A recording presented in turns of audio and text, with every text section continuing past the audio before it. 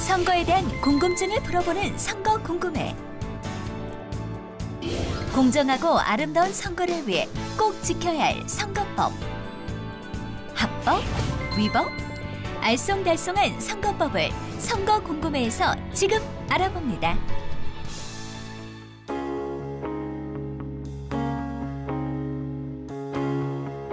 선거에 대한 여러분의 다양한 궁금증을 풀어드리는 시간 선거 궁금해 신영일입니다. 자, 오늘도 먼저 함께 말씀 나눠주실 세 분 만나보시죠.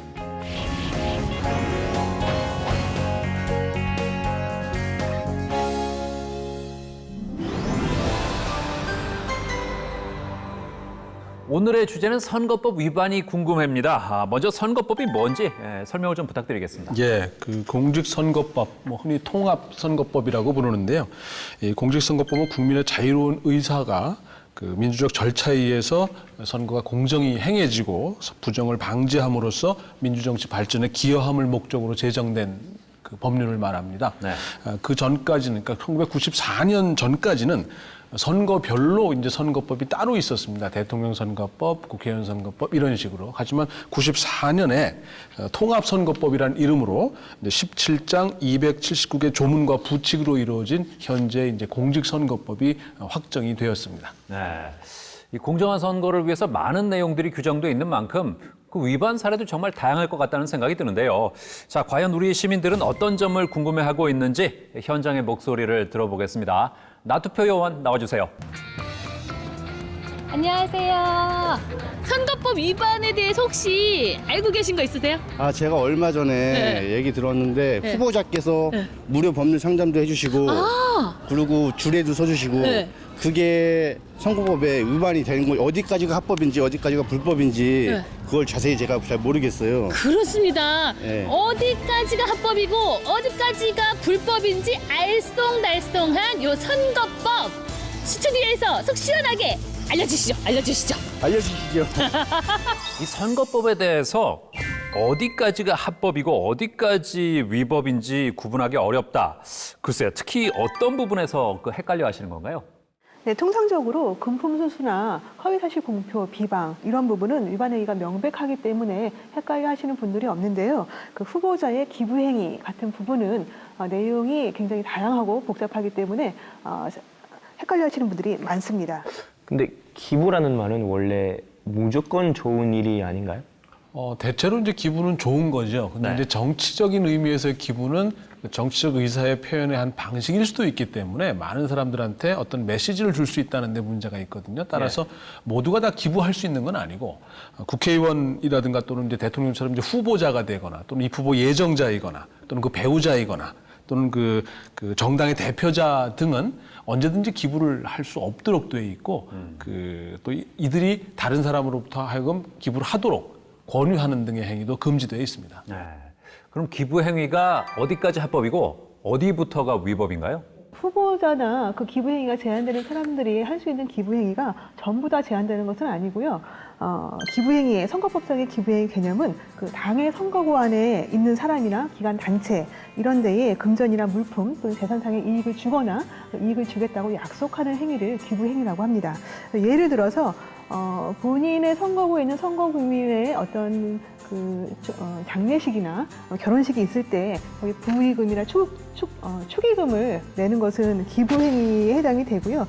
그리고 선거구 내에 있는 기관단체의 이치 임식 이런 데에 화환을 보내는 것도 기부행위에 해당이 되고, 그다음에 아파트 내의 경로당 효도잔치에 금일봉을 제공한다든가 아니면 선거구민으로 구성된 산악회 행사에 찬조금을 제공하는 것도 기부행위로 규제가 되고 있습니다.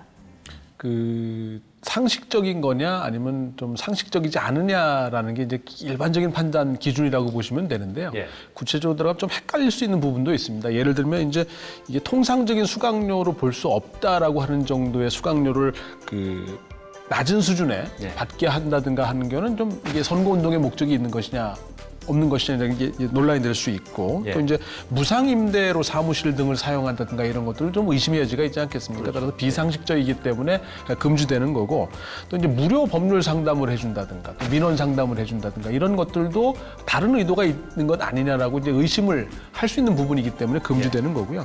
다만 이제 연말연시의 경우에 이제 그 선거구 내 경찰서의 경로 금을 준다든가 또는 뭐 경로당이나 복지시설 등의 금품을 제공하는 행위도 선거를 앞두고 있는 경우라든가 또는 선거에 출마할 것으로 보여지기 때문에 이제 당연히 금지된다고 할 수 있습니다. 네.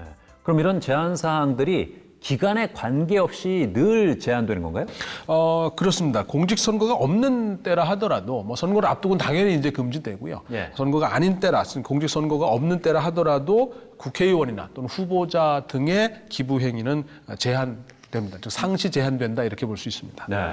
그럼 저 기부 행위가 허용되는 경우는 또 언제입니까? 네, 기부행위는 일단 원칙적으로 금지가 되어 있고요. 예외적으로 여러 가지 것들이 허용이 되어 있는데 그중에 이제 크게 4가지로 구분을 해보면 통상적인 정당 활동과 관련된 행위 중에서 구체적으로 여러 가지가 허용이 되어 있고요. 네, 의례적인 행위, 네, 구호적 자선적 행위, 그다음에 직무상의 행위라는 범주로 해서 몇 가지 예외가 있는데요. 예를 들면 그 후보자의 선거 사무소나 정당의 당사를 방문하는 사람들한테 다가를 제공하는 행위 허용이 되고 있고요. 그다음에 선거 구민의 경조사에는 축부이금을 제공할 수 없지만 선거 구민이 친족인 경우에는 금액에 제한 없이 축부이금을 제공할 수가 있습니다. 그리고 선거 구민의 단체의 이취임식 행사에 화환을 제공할 수는 없었는데 정부가 주관하는 기념일의 기념식이라든가 공공기관의 개소식 또는 합동 분양식이나 합동 결혼식 이런 행사에는 의례적인 화환이나 화근을 제공할 수가 있고요. 그리고 보통 일반인들은 뭐 친목회, 향후회, 종친회, 동창회 이런 개인적인 어떤 사적 그 모임에 회원으로 가입이 되어 있는데요. 그 회원 자격으로서 어떤 정관 같은 데 규정된 회비를 납부하는 것은 기부 행위로 보고 있지 않습니다. 좀 복잡한 측면이 있을 수 있는데요. 기본적으로 이게 이제 일반적으로 받아들여질 수 있는 거냐 아니면 받아들여지기 좀 어려운 것이냐가 기준이라고 봐야 됩니다. 예를 들면 종교를 갖고 있는 사람이 뭐 교회를 다닌다든가 성당을 다닌다든가 또는 사찰 등의 기부를 한다든가 헌금을 하는 경우에는 이제 당연히 그전부터 해오던 거 상식적인 또 일반적인 것이라고 봐야 되기 때문에 허용이 되는데 또 정당 명의로 또는 당원만을 대상으로 한다라든가 또 당원만을 대상으로 또 그들 어떤 그 참석한 사람들에게 일정한 보험 다과 등을 제공하는 행위는 정당의 명의로도 또는 그 당원만을 대상으로 가능하도록 되어 있습니다. 예, 그렇군요. 그러니까 저 세세한 기준들이 잘 마련이 되어 있는데 그럼 제한되는 기부 활동의 경우는 당의 선거구 안에서만 제한이 되는 건가요? 그건 아니고요. 당의 선거구 밖에 있더라도 그 선거구민과 연고가 있는 사람이나 단체는 기부행위를 할 수 없는 대상이 됩니다. 그런데 연고가 있는 사람이 누구를 말하는 거예요? 그 연고가 있는 사람이라고 하면요. 선거구민의 가족이나 친지, 친구 또는 직장 동료나 또는 향후회, 동창회, 친목회 이런 혈연적이나 어떤 인간적인 관계를 가진 사람이나 단체를 말하는 것인데요. 네. 이런 사람들한테 기부를 하면 그 사람들이 선거구민의 의사에 영향을 줄 수 있기 때문에 이런 것을 금지하고 있는 것입니다. 네. 그럼 혹시 그 기부 행위처럼 유권자들이 헷갈리기 쉬운 뭐 또 다른 선거법 내용은 어떤 게 있을까요? 네, 올해 2월에 선거법이 개정되면서 기존에 할 수 없던 것들이 좀 허용된 사례들이 있는데요. 작년까지는 선거일 선거운동이 금지되기 때문에 선거일에 선거를 하고 나서 투표 인증서 같은 것을 자유롭게 올리지 못했는데 지금은 선거일에도 문자 메시지나 SNS를 이용한 선거운동이 가능하기 때문에 투표 인증샷을 자유롭게 올릴 수가 있습니다. 그리고 그동안에는 선거일 전까지는 할 수 있었는데 네. 선거일 날 못하도록 돼 있는 것들이 좀 있었습니다. 그중에 가장 대표적인 것들이 이제 문자나 이메일, 인터넷 등을 사용한 선거운동인데 이번부터는 선거일까지도 가능하도록 되어 있습니다. 자, 그동안 제한됐던 부분들이 많이 자유로워지고 유권자를 위한 뭐 어떤 혜택도 느껴집니다. 자, 그럼 선거법 위반에 대한 우리 시민들의 두 번째 궁금증 만나보시죠. 안녕하세요. 안녕하세요. 한마디만 해주세요. 네? 어렵지 않아요? 선거법에 대해서 네. 하는데 혹시 선거법에 대해서 아시는 거 있으세요? 선거법이요? 네. 글쎄요. 어떤 부분에 대해서? 뭐 그러니까 어떤 거가 위법이고 어떤 건 합법이더라. 뭐 이런 거 그런 거에 대해서 그냥 아는 거. 선거법? 어. 뭐 받으면 안 되는 거, 줘도 안 되는 거고요? 뭐 받아도 안 되고 뭐 네, 줘도 안 네. 되고. 선거법을 위반한 사람들은 발견하면 우리가 어떻게 해야 되는 거예요? 뭐 신고하라고는 하는데 잘 안 하죠. 귀찮고 뭐 번거롭고 또 가야 되고 뭐 이렇게 그런 약간 번거로운 일들이 생기잖아요. 응. 그래서 다들 그냥 모르는 척하는 것 같아요. 아, 적극적으로 이렇게 나서지는 않죠. 주변에서는 응. 딱히 보진 못했어요. 그러셨어요? 네네. 근데 만약에 네. 봤다, 그럼 어디 가서 신고해요? 선거관리위원회? 아, 그래요? 진짜 어디, 법원가요? 어디, 검찰로 가나? 경찰서가? 경찰. 어디? 선거법 위반하면 어디다 신고해야 되나요? 알려주세요. 그러니까요. 경찰서, 검찰, 어디? 스튜디오에서 좀 알려주세요. 네, 그러니까 선거법 위반이라는 걸 알았을 때 신고를 어디다 어떻게 해야 되느냐 그 대처법에 대해 궁금해하시는데 선거법 위반을 발견했을 때 어떻게 신고를 해야 되는 건가요? 네, 선거법 위반 행위를 발견하시면은 그 선관위 대표전화 1390번을 운영을 하고 있습니다. 그래서 이쪽으로 전화로 신고하시면 되고요. 인터넷을 이용하실 거면 중앙선관위 홈페이지에 정치관계법 위반행위 신고센터를 이용하시면 되겠습니다. 그러면 혹시 이름 안 밝히고 신고해도 돼요? 네, 익명으로 신고를 하셔도 되는데요. 익명 신고를 권장하다 보면 가짜 허위 신고, 허위 불법 신고들이 양산될 우려가 있기 때문에 불가피한 경우가 아니라면 성실한 신고를 담보하고 또 조사 착수의 정당성을 확보하기 위해서 실명으로 신고하시는 것이 바람직합니다. 근데 그러면 좋긴 한데 혹시라도 신분이 노출되면 어떡하나 하는 걱정 때문에 신고를 좀 꺼리는 경우도 있지 않을까요? 네, 그런 분들이 좀 많으시죠. 그래서 공직선거법과 정치자금법에 선거범죄 신고자 보호제도라는 제도를 새로 도입해서요. 네. 그 신고한 사람의 신원을 철저히 보장하고 있습니다. 그래서 그 조사 서류에 인적 사항에 전혀 기재를 하지 않고 신원 관리 카드라고 해서요. 별도로 신원을 적은 카드를 별도로 관리하고 그거를 비공개로 철저하게 관리하기 때문에 그런 점은 걱정 안 하시고 신고를 마음 편히 하셔도 될 것 같습니다. 그렇군요. 자, 그럼 만약에 그럼 앞서서 얘기했던 금지된 기부 행위를 하면 어떻게 처벌되나요? 그 기부를 한 사람 또 기부를 받은 사람 모두 이제 처벌을 받게 되는데요. 기부를 한 사람의 경우에는 5년 이하의 징역 또는 1,000만 원 이하의 벌금형을 받게 되고 기부를 받은 사람은 얼마나 이제 기부를 받았느냐에 따라서 10배에서 50배까지 이제 과태료가 부과됩니다. 그럼 어떤 기준으로 10회에서 50회 나눠지는 거예요? 그 어떤 기부 행위냐에 따라서 이제 달라지게 되는데요. 그 정치인에게 금품 등의 제공을 알선 권유 요구하거나 기부 행위와 관련된 모임을 주관 또는 주최하는 등의 주도한 경우에는 이제 50배에 해당이 되고 그다음에 단순히 금전이나 물품 등만을 제공받았을 때는 그 제공받은 가액의 이제 한 30배 정도 과태료가 되고요. 금품 등이 택배로 배달되었는데 본인의 의사와 관계없이 수령됐다가 반환되지 않은 경우가 있을 수 있고 이런 경우 등에는 이제 10배를 부과하는 등 경우에 따라서 좀 차등해서 과태료를 부과하고 있는 상황입니다. 여기에도 이제 자수를 했느냐 또는 선거에 미치는 영향이 어느 정도느냐 또는 위반의 정도가 어느 정도냐 조사에 이제 얼마나 협조적이었느냐에 따라서 과태료의 일부를 경감하거나 또는 좀 더 가중시킬 수도 있도록 되어 있습니다. 그럼 만약에 저 금품을 제공한 게 아니고 결혼식 주례처럼 금지된 기부 행위를 했을 때는 어떻게 되는 겁니까? 네, 독특하게 선거법에서 정치인들의 주례 행위를 금지하고 있는데요. 정치인이 그 결혼식에 주례를 서게 되면은 해당 정치인은 형사처벌을 받게 되고요. 그 주례를 선 결혼식에 혼주는 200만 원의 과태료가 부과됩니다. 그리고 그 축의금까지 동시에 같이 받았다면 해당 금액의 10배에 해당하는 금액에 또 과태료가 또 추가로 또 부과됩니다.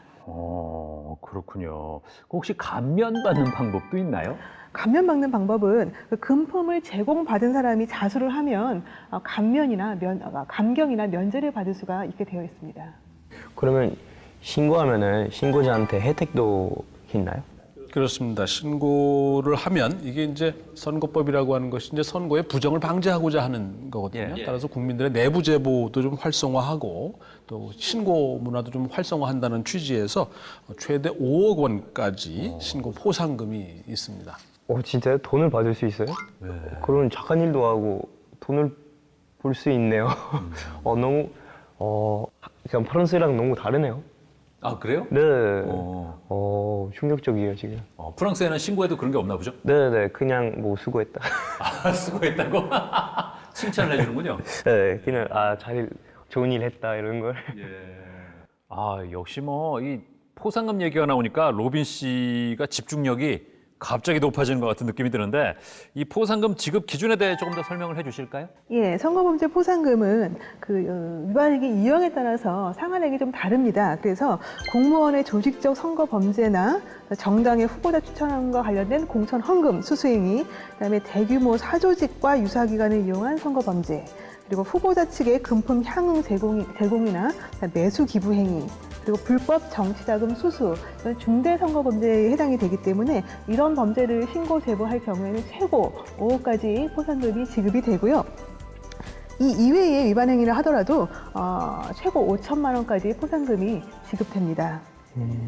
그러면 지금까지 보상금을 제일 많이 받는 사람은 누구예요? 3억 원이 가장 지금까지 가장 높은 역대 최고의 포상금이 지급된 적이 있습니다. 이것은 2012년 국회의원 선거 때 비례대표 국회의원 후보자로 추천받기 위해 공천 헌금을 제공한 것을 신고한 사람입니다. 아, 그렇군요. 혹시 포상금을 주었다가 다시 회수한 경우도 있습니까? 거짓 신고의 경우에는 네. 포상금을 반환해야 하고요.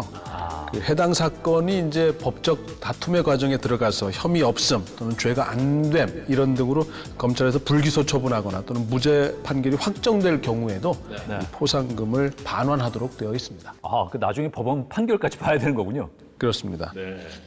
포상제도 말고도 선거법 위반을 예방하고 단속하기 위해서 또 선관위가 다양한 활동을 하고 계시죠? 네, 선관위는 위법 행위를 적발해서 조치하는 것보다는 사전 안내 예방 우선의 원칙을 두고요. 위반 행위가 사전에 발생하지 않도록 후보자와 관계자 등을 대상으로 선거법 내용을 적극적으로 안내하고 있고요. 그럼에도 불구하고 위반 행위가 발생하는 경우에는 선거범죄 전문 조사팀이 있습니다. 광역 조사팀을 투입해서 디지털 포렌식 등을 활용해서 증거 자료를 수집 확보하고 그 결과에 따라서 고발 등 조치를 하고 있습니다. 그러니까 선거 관련 위법 행위에 대해서는 검찰과 같은 역할을 한다 이렇게 봐야 되겠네요. 그렇습니다. 아무래도 선거에 관한 한, 또 선거 관리에 관한 한 전문성을 갖고 있는 기관이기 때문에 선관위가 이제 이런 역할을 한다고 보셔야 될 것 같고요. 그럼에도 불구하고 선관위가 조사권을 갖는 거는 그렇게 오래된 일은 아닙니다. 1992년 이 선거범죄에 대한 단속 권한을 이제 처음으로 부여받게 돼서 오늘에 이르게 됐는데 이것은 1989년에 동해시 국회의원 재선거 당시에 불법, 탈법, 위법 등 각종 탈법, 불법 행위 등이 이제 극에 달하면서 국민 여론이 이제 어느 정도 이런 것에 대한 좀 단속이 필요하지 않겠느냐, 규제가 좀 필요하지 않겠느냐라는 여론에 따른 결과라고 볼 수 있을 것 같습니다. 네, 1989년 도회 국회의원 재선거 당시에는 선관위가 그 당시 출마한 모든 후보자와 모든 선거 사무장을 고발했던 선거였습니다. 조사권이 없음에도 불구하고 그렇게 적극적으로 단속 활동을 했었는데요. 그 이후에 1997년에 선거범죄 조사권이 이제 새로 신설이 돼서 선관위 조사권의 근거 규정을 마련했고요. 그 이후로는 2000년에는 증거물품 수거권, 현장 수거권이라고도 합니다. 그리고 이제 선관위의 재정신청권이 신설됐고, 2002년에는 현장 조치권, 그다음에 2004년에는 우리가 잘 알고 있는 50배 과태료 부과 제도와 그다음에 선거범죄 신고자 포상금 제도가 도입이 돼서 지금 여러분들이 알고 있는 이러한 제도가 만들어지게 된 것이죠. 야, 정말 공정선거를 위해서 우리가 미처 몰랐던 노력들이 숨어 있었던 거네요. 그런데 저 궁금한 게 있어요. 검찰도 있고 경찰도 있는데 선관위에 그 조사권을 주는 게 특별한 이유가 있을까요? 전문성 때문입니다. 선거 관리, 특히 이제 선거 관련 범죄에 대한 것들이 매일 일어나는 것들이 아니고 이제 선거 기간을 전후해서 집중적으로 발생되는 경향이 있기 때문에 여기에 대한 단속 또는 규제의 경험과 어떤 관리의 경험이라고 하는 것이 중요하고요. 특히 이제 선관위를 설치함으로써 선거 관리의 어떤 중립성, 독립성, 그다음에 이제 공정성을 확보한다라는 차원에서 중요한 가치가 있다고 생각이 되고 그런 의미에서 우리 헌법에는 다른 나라들과 달리 선거관리위원회를 헌법기구로 이제 지정을 해놓고 있습니다. 네, 또 하나 말씀드릴 것은 선관위가 조사권이 있다고 해서 강제적으로 하는 것은 아닙니다. 검찰의 수사권하고는 좀 차이가 있어요. 그래서 체포나 구속, 압수수색 이렇게 강제력을 행사하는 것은 아니고 선거 범죄 혐의가 있을 경우에 행정조사 차원에서 뭐 장소 출입을 한다든지 자료 제출, 출석 요구를 하고 있고 최대한 임의 동의를 받아서 진행을 하고 있습니다. 그렇군요. 예. 또 요즘 사회적으로 큰 문제가 되고 있는 게 가짜뉴스 문제인데 이 가짜뉴스는 어떤 걸 말하는 거고 또 유포했을 때 어떤 처벌을 받게 되는지도 좀 말씀해 주시죠. 네, 최근에 가짜뉴스가 굉장히 많이 논란이 되고 있는데요. 가짜뉴스는 실제 사실이 아닌데 가짜뉴스를 만드는 그런 사이트 등을 이용해서 외관을 뉴스 형태로 포장을 해서 실제 마치 뉴스인 것처럼 유통시키는 어떤 뉴스 형태의 허위 사실을 말하는 겁니다. 그런데 이것도 가짜뉴스라고 하더라도 허위 사실 공표의 범죄에 포함이 되기 때문에 선거법상 250조 또는 비방을 단속하고 있는 251조로 처벌을 하고 있습니다. 그렇군요. 그럼 가짜뉴스를 발견했을 때는 어떻게 신고를 하면 됩니까? 가짜뉴스 단속을 위해서 선관위에서 비방 흑색선전 전용, 신고 전용 마이크로 사이트를 개설을 했습니다. 그래서 SNS 사용자는 본인 SNS 계정으로 로그인 하시고요. 비사용자는 비회원으로 로그인해서 신고글을 작성하시면 되는데 비방이나 흑색선전 또는 가짜뉴스로 볼 수 있는 그런 URL 주소나 캡처 화면을 신고글로 작성을 하시면 되겠습니다. 네. 자, 오늘도 선거법 위반과 관련한 다양한 얘기를 나눠봤는데요. 자, 로빈 씨가 또 시청자 퀴즈를 준비했죠? 네, 여러분 오늘의 시청자 퀴즈는요. 선거법 위반을 알게 되었을 때 몇 번으로 신고를 하면 할까요? 네, 여러분 정답을 아시면은 아래에 나가는 선관위 블로그에 정답을 남겨주시면 추첨을 통해 USB를 선물 드립니다. 참여해주세요. 자, 오늘은 선거법 위반에 대한 자세한 얘기 나눠봤습니다. 로빈 씨는 어땠습니까? 저는 오늘은 보상금 얘기를 듣고 제일 기억에 남았어요. 그래서 아마 시청자분들도 뭐 선거 위반을 이렇게 발견하시면 1390으로 신고해서 좋은 일도 하시고 많은 돈을 이렇게 받았으면 좋겠어요. 자, 사무관님? 네, 아까 로빈 씨께서 포상금 얘기하셨는데요. 포상금을 받으려면 선관위에 불법 행위를 신고하셔야 되잖아요.